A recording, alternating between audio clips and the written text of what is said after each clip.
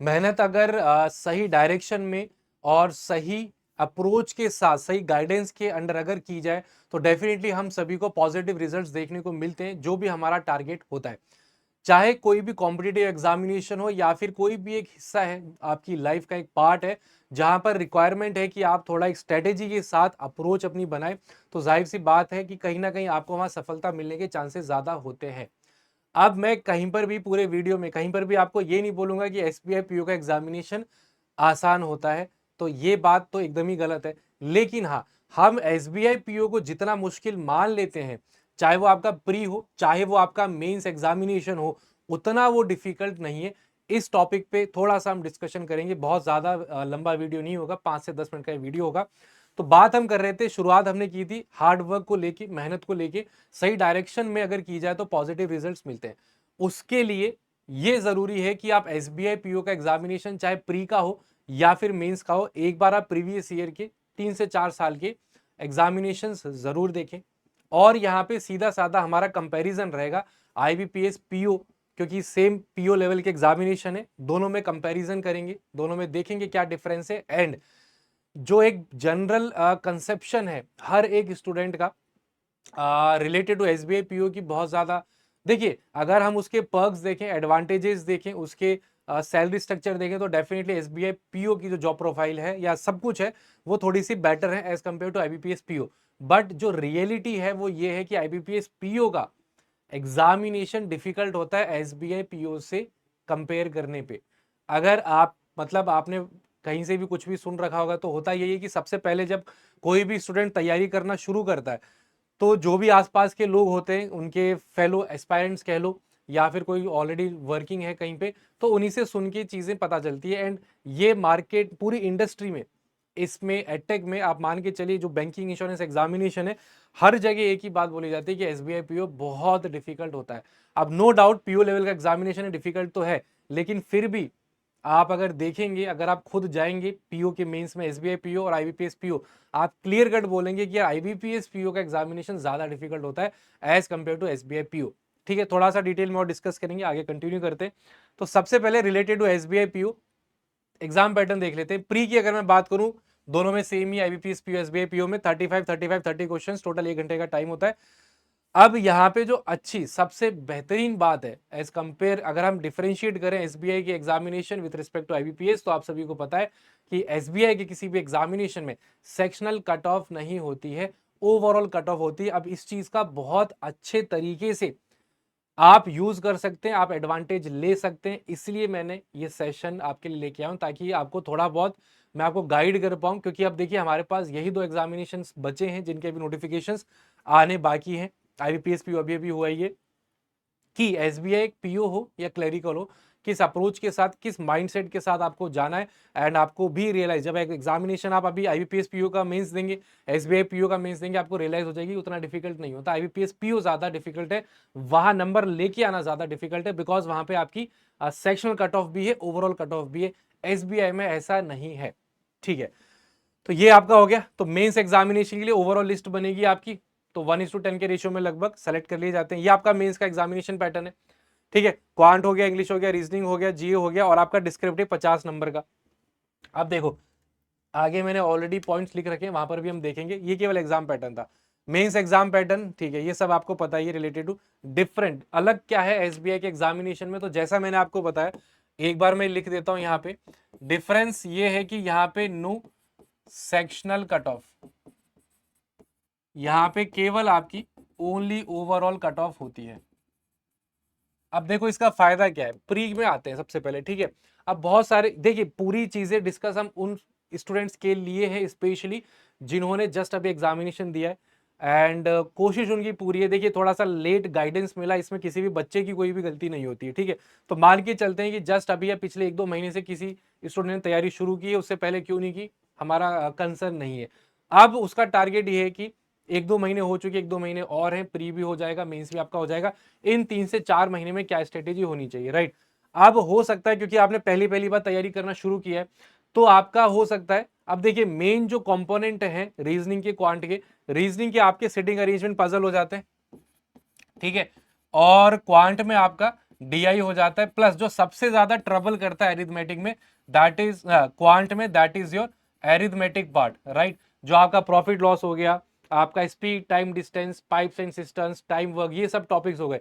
ये आप भी अग्री करेंगे कि क्वांट में अगर कोई चीज परेशान, DI तो फिर भी प्री में हो जाती है, मेंस में भी एक हो ही जाती है, लेकिन एरिथमेटिक आपको परेशान करते हैं। तो यहाँ पे जब आप SBI की बात कर रहे हैं, यहाँ पे आप कुछ इस तरीके से प्री एग्जामिनेशन को प्लान कर सकते हैं कि यार मुझे तो ओवरऑल नंबर खींचने, ओवरऑल, राइट, सेक्शन से मुझे ज्यादा मतलब नहीं है।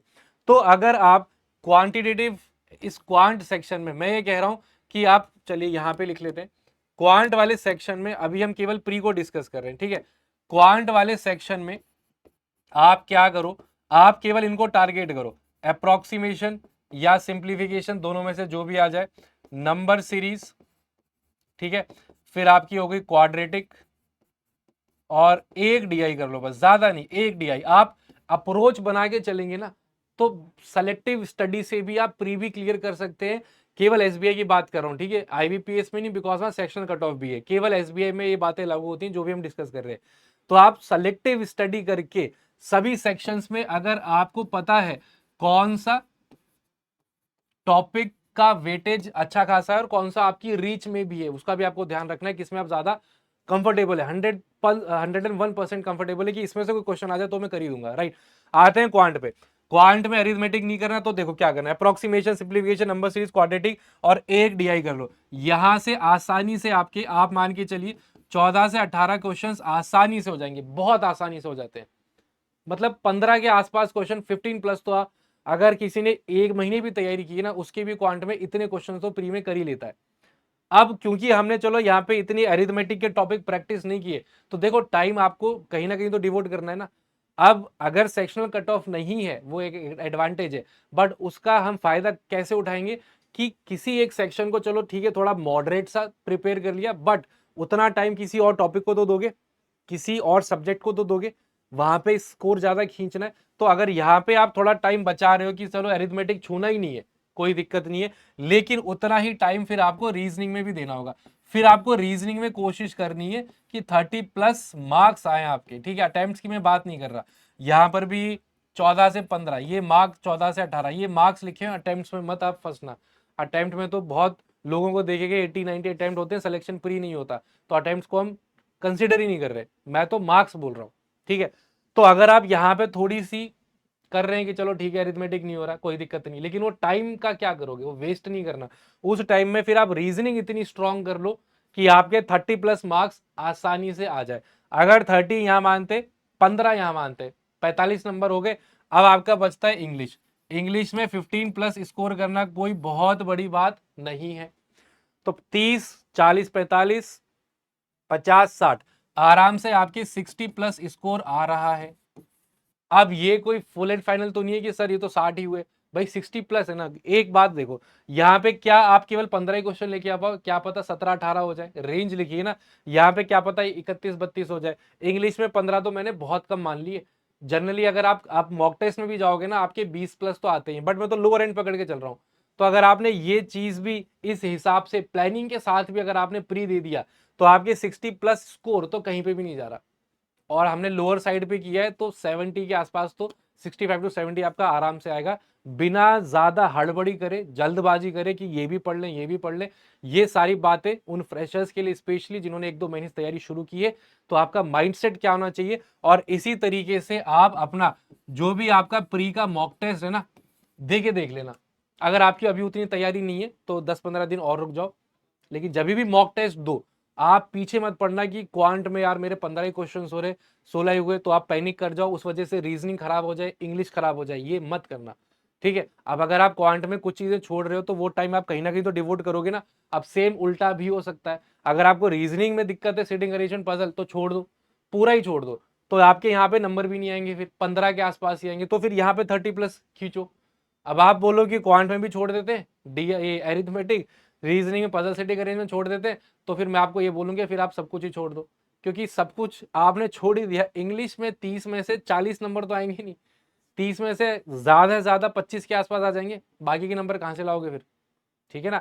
तो ये चीज आपको नहीं करनी है। अगर सेक्शनल कट ऑफ नहीं है, उसका फायदा इस तरीके से आपको उठाना है कि एक की चलो थोड़ी कम तैयारी कर लेते हैं, लेकिन वो टाइम फिर रीजनिंग में देके एकदम एक्सपर्ट ही बन जाना है कि 32-33 नंबर आसानी से आ जाए।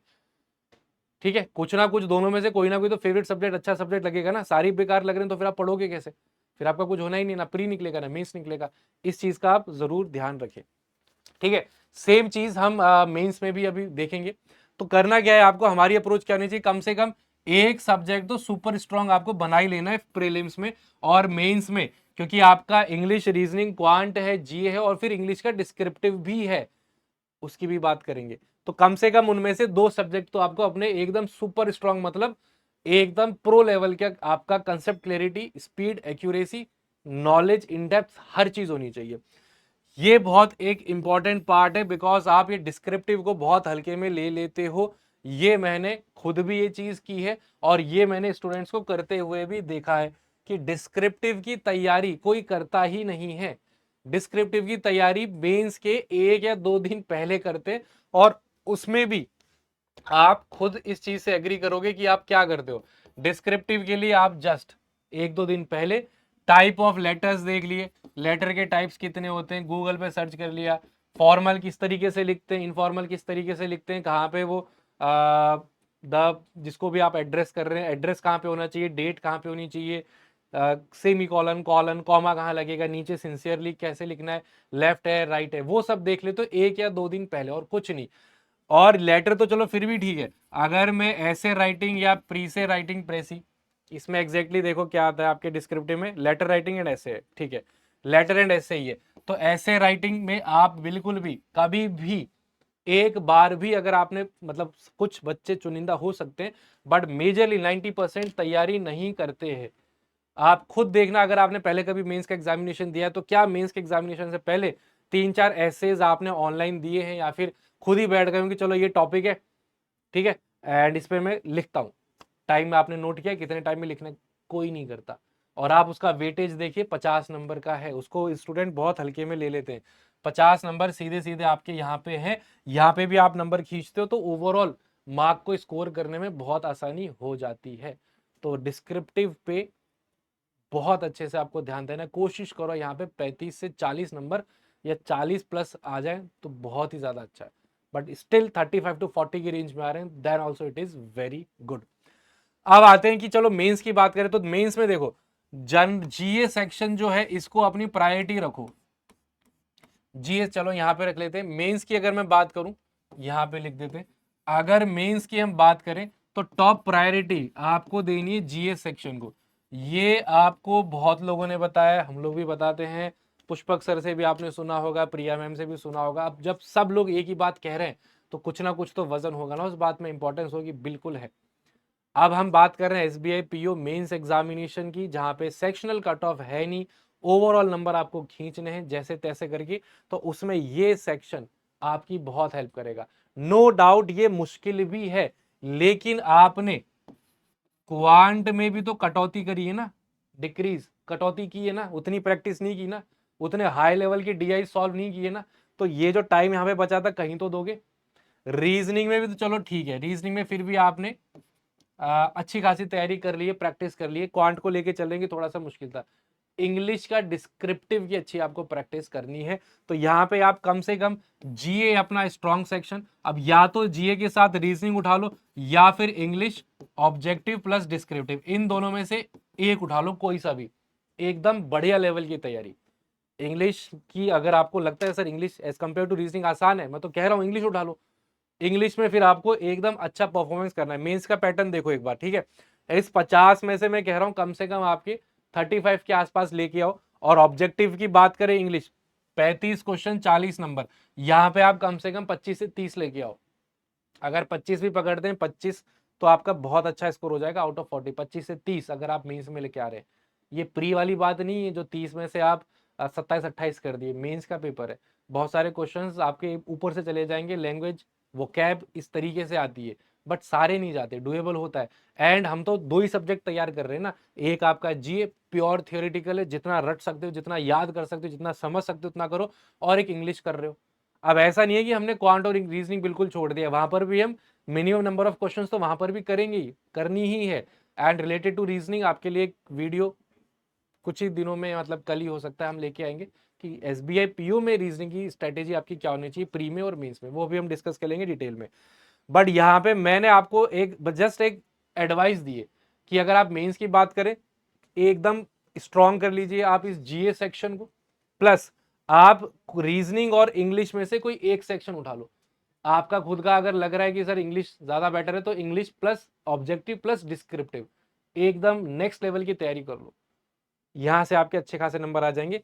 बची क्वांट और रीजनिंग बहुत सेलेक्टिव चुनिंदा क्वेश्चन आराम से उठाएंगे और फुल एक्यूरेसी के साथ सॉल्व करेंगे, क्योंकि हमें हर सेक्शन में कट ऑफ पार करने का टेंशन नहीं है। ये आपकी एक बढ़िया सी स्ट्रेटेजी होनी चाहिए। इस तरीके से आप मॉक टेस्ट देके देखना, जरूर आपको अच्छे रिजल्ट एक स्मार्ट वे में मेहनत करके देखने को मिलेंगे।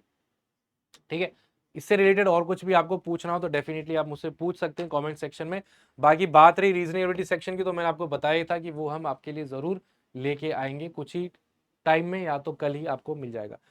तो बात करें अभी अभी आपके लिए अच्छे खासे ऑफर्स चल रहे हैं। सफलता का सफर यहाँ पे आपको 1312, बट ये प्राइस और कम हो जाएगी जब आप कूपन कोड लगाते हैं GRV, मैं आपको अभी दिखाऊंगा अभी।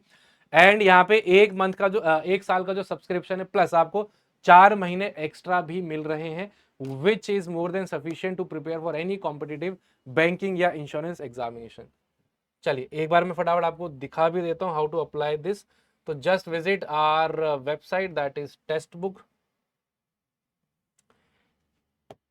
के आप होम पेज पे जाएंगे, यहाँ पे आप सुपर कोचिंग पे क्लिक कर सकते हैं। एग्जामिनेशन में आप जाएंगे तो नीचे आपको दिखेगा बैंकिंग एंड इंश्योरेंस एग्जामिनेशन। तो ये आपका banking and insurance super pack है। इसके अंदर भी आपको बहुत सारे और प्लान्स वगैरह मिल जाते हैं। अच्छा, यहाँ पे शायद अभी लॉगिन करना होगा। और ठीक है, आप एक बार इसमें इंडिविजुअल कोर्सेज भी है, बट वो मैं आपको सजेस्ट करूंगा नहीं। बेस्ट अगर प्राइस वाइज देखा जाए, इकोनॉमिकल वाइज देखा जाए, तो आपका ये रहा देखिए। तो ये आपको और डिस्काउंट मिल जाएगा। यहाँ पे अभी लॉगिन मांग रहा है, कोई दिक्कत नहीं है, तो आप कोड लगा सकते हैं GRV for the maximum discount. And 4 महीने आपको एक्स्ट्रा वैलिडिटी मिलती है, तो 1 साल 4 महीने बहुत है। पूरी डेडिकेशन के साथ, ईमानदारी के साथ तैयारी करने में, तो इसका फायदा जरूर उठाएं। एंड कोड आप लगा सकते हैं कैपिटल GRV। वाइंड अप करेंगे सेशन को। Thank you all for joining, have a wonderful day, take care and good bye.